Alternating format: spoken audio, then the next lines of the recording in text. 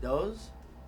That was given to me when I was a kid. I was about 11 years old. This girl just said, "You're a dozy motherfucker, dude. You know, why don't you wake up?" You know, so I was like, "Oh shit, all right, cool. That's my name." And I like the way the letters rolled. I like the D and the Z for some reason. It was a tie. It was a tie. Cute. Yeah, because I thought it was bullshit. I thought we took him out, of course, but I'm biased. But then again, we did take him out. I know we did. I mean, we took something that was existing and flipped it. The style was what you saw in that one part when they were like top rocking. That was the end of the dance. I mean, there's the wind up, and then you just like start doing hand gestures and you start throwing them out, and, you know, and then by the time the end of the dance, then you start dropping, and that's the crazy. That's when it goes crazy. Kids don't even know that. Like when me and Kenny used to see it, we used to love that part when they just drop. And we're like, that's it. That's the energy. That's the core of the dance. So we run back home and we just keep doing that.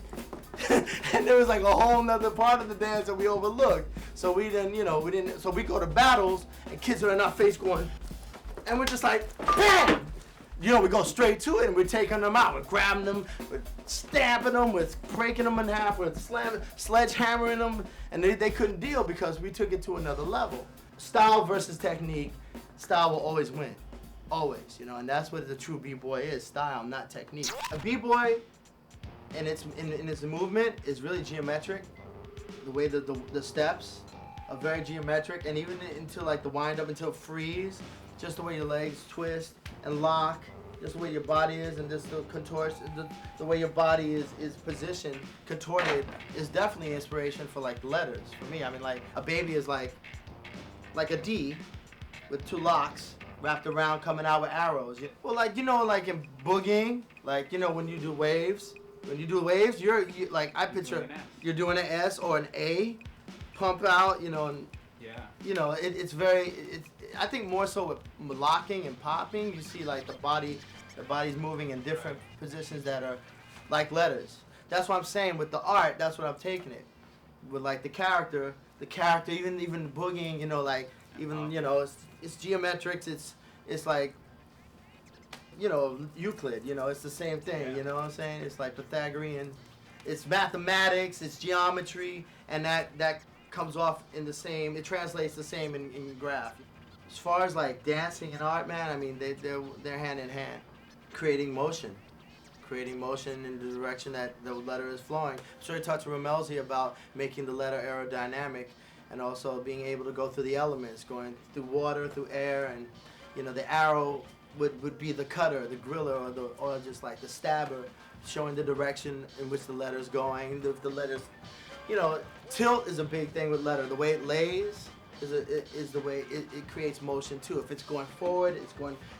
Usually the arrows would come out the forehead. If it was laying back, the arrows come out the bottom.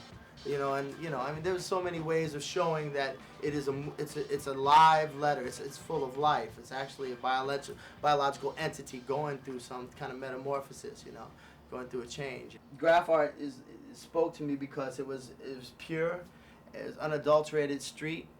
It was like unapologetic. You know, it's just straight truth. I've kind of like it's just a natural progression from the letter form. I'm kind of merging the letter form with the characters and kind of like making them more biological, fusing elements and getting into symbolism. A lot of ancient symbolism meets futurism and advertising in general, just like McDonald's versus cuneiform versus, you know, it's just like trying to merge images together. After they put out the white elephants, it's not what it was when it was. I mean, when it was what it was pieces. It was blockbusters. It was married couples. It was dope wild style, innovative wild style, character forms. There was all kinds of things, new and fresh. You know, they tried to kill it, but it didn't. When it came above ground, it came everywhere, like the freeways, the walls, the buildings. I mean, it bombed. You know, New York in the late '80s, early '90s was seriously bombed. You know what I'm saying? You know, they couldn't bomb underground, so it came above ground.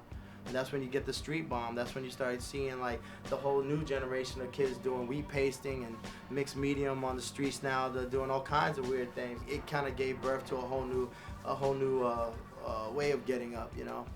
Kids are writing with acid now, like on windows.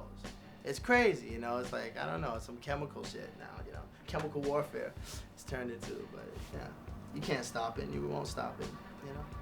And it's really kind of a shame that now in this day and age, to see real hip hop or hear real hip hop or to experience real hip hop, you have to go to like France, Japan, Germany, Italy, Spain, you know, Brazil.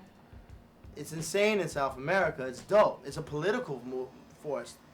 Hip hop is political there. It's not just like, yo, let's get together and have a good time.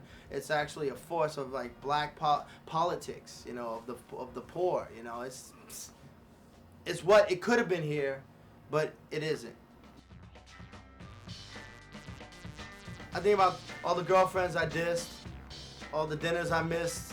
You know what I'm saying? By just being in the back of this park right here, or going in the yards, or going to the bench and putting in the work for hours in the black book and just, you know, dedicating my life to my craft. I mean, if I didn't do it, I mean, I'd probably have a different, who knows what I'd be doing. But I mean, really, I've had a full life and I've had a great life thus far. And I mean, I wouldn't have traded for anything.